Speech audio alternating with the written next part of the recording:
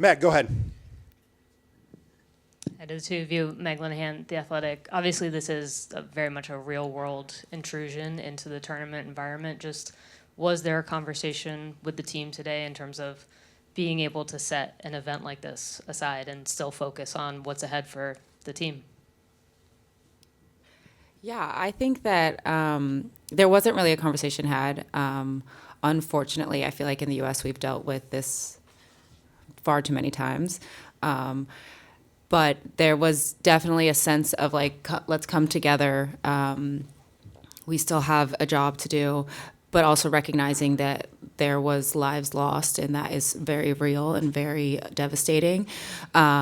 So we were just thankful that we were safe, that the first responders came and everything was very quick. Like Kaif said, our security was very swift to say, like, look, we can't go anywhere right now. We need to make sure you guys are safe first. But yeah, I think that just there was a sense around the team that they're like, we recognize that this is devastating. And then once we were able to go to training, we were like, we have to focus on the job at hand.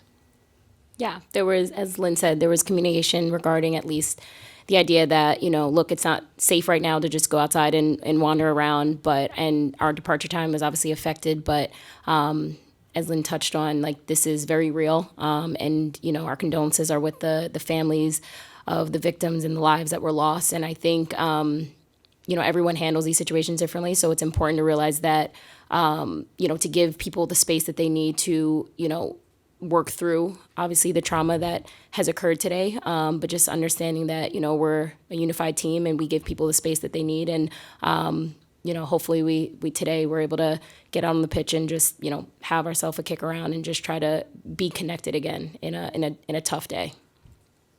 Well said. Questions? Jonathan? Thanks, Aaron. Jonathan Tannenwald of the Philadelphia Inquirer. Good to see you both again. Crystal, a soccer question, admittedly. Mm-hmm. Over the last 4 years, Vlatko has made an overhaul of this team in a lot of ways, and you've watched it and you've seen all of the new players who have come in. What do you think of what he has done in that regard? Do you think it has been successful? Do you think obviously the pandemic didn't help, the Olympics being behind closed doors didn't help. Do you think that what he has done has been successful and built something that is now ready to be a whole entity at a World Cup? Easy answer is yes. I think Vlatko was given a task, obviously, to coach us through an Olympics that wasn't ideal for everybody involved. And then, after the Olympics, a couple of pregnancies, a lot of young players that have made a massive mark on the game. And I think it was an amazing time for young players to get their foot in the door. And as you can see, we are a young, talented team. There's 14 players stepping into their first World Cup, and that's so amazing and incredible. And I think the world is going to see so many new faces, and I think that comes with its own challenge in itself, but I think it comes with such a beautiful opportunity for players to, seize this moment and this opportunity. And I think that's what we've seen over the last couple of years is players stepping into their own and really developing and growing. What everyone's going to see and witness is that we have such an incredible range of talent, veterans, young players, and you're going to see people really own the opportunity and put on display the beautiful game that they play. In the back. Is that Matt? Yeah. Hey guys, Crystal, you just mentioned pregnancies, and I wanted to ask you a little about your case. Obviously, Julie as well, we know recently had a child. Do you feel more motivated now that you've got children, and how might that impact your your mentality and your perception at this tournament? Thanks. Yeah, great question. Me being a mom now, I feel like I've gained such an incredible perspective that I wouldn't have had before, becoming a mom. And I think I'm way more present. I stay in the moment. I appreciate so many little things that I don't even think I realized were amazing, such as a touch, a pass, just being able to play this game. I think I really enjoy so much more now, and being able to see my son in the stands and wearing my jersey, like those are just the little moments that are so special. And he's made the trip here, obviously, to New Zealand, and I'm just so excited to be able to play for him and just be inspired every day to just be the best that I can be. Jeffrey. Over here, Jeff Carlisle with ESPN. A question for both of you. Less than 48 hours away, I guess now. What have you been told about Vietnam? Obviously kind of a bit of a wild card. It's not a team that you see very often. So what's the scouting been like, and what have you seen out of them just in the film study and the like? Yeah, Vietnam, like you said, is a little bit of a wild card. But they've had some good results recently against some great opponents, so you can't take them for granted. I think that every single opponent we come up against, it's going to be tough. Every single person is qualified for the World Cup, so there's that. I think that they're going to play a different style than we are probably used to, so it's just our ability to adapt. Obviously, every single opponent that we play, we scout them, and then half the time, it's not what we scouted. So just trusting each other and being able to adapt on the fly and trust that somebody behind you is seeing something and talking that through. So that's what we've been talking about a lot, is just we stick to our game plan, what makes us great, and then also having the ability to adapt in the game. Other Jeff. I guess I'll take other Jeff.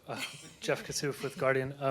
Crystal, I'm wondering, the back line, especially with the loss of Becky, which you've talked about, maybe hasn't had a ton of time together as the exact unit.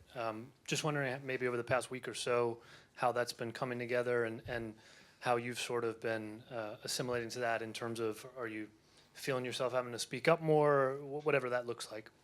Yeah, I mean, I definitely, this World Cup, find myself in a new role, being more of a veteran player, a leader on this team. And I think, we all know Becky is a massive loss for us.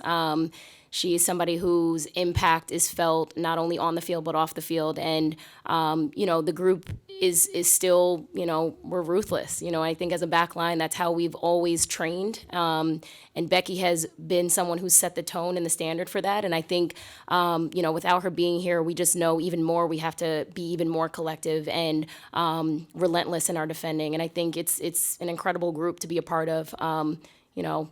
Every time I have to play outside back, I'm like, this is a pretty okay group to be able to get together and be on the field with. So I think for us, it's, just being collective and being a unit and having each other's back. I think that's the incredible thing about the back line, is that we are that last line of defense. And we know that, we have to be even more spot on and even more deep in focus when it comes to us being on that field. Juliet. Hi, Juliet McCurr with the New York Times. Crystal, do you remember what it was like sort of on the eve of your first World Cup and how you were feeling?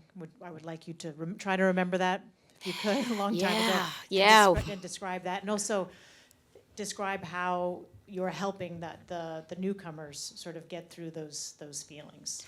Yeah, I mean, I think the interesting thing is the questions that many of us who have played in a World Cup get is, oh, it must be easy now. And I'm like, no.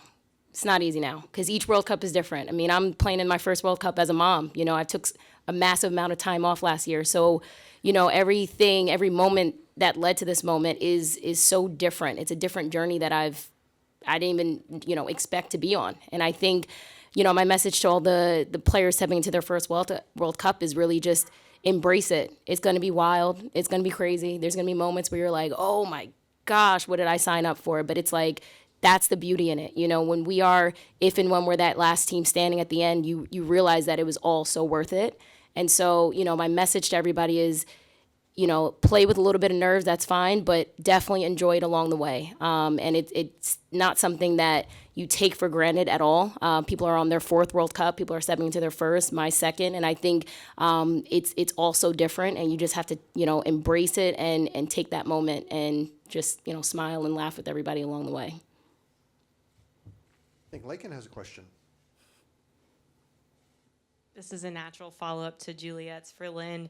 How are you feeling on the eve of your first World Cup? And is what Crystal said, does that all kind of ring true for you? Yeah, like Crystal said, we have so many different players in different places in their lives. It's so funny when people keep saying, we have 14 young players. And I'm like, well, 4 of us that are at our first World Cup are 30 and above. So, we're young, but not that young. So, yeah, I definitely, you look to Crystal and you look to Pino and Alex and all the people who've been there multiple times, and every single one of them says every single World Cup is different. So I'm trying to embrace it. I'm trying to live in every single moment. It's going to get weird. It's already gotten a little weird. Obviously, like this morning, you got to roll with it. But yeah, I'm just trying to enjoy it, recognize that the magnitude of what we're doing, realize how lucky we are to be here, but also recognize that at the end of the day, it's soccer. So when the nerves get going and you start to think of, holy crap, like we're on this big stage, the calmness and saying like, okay, this is just soccer and I have people to lean on.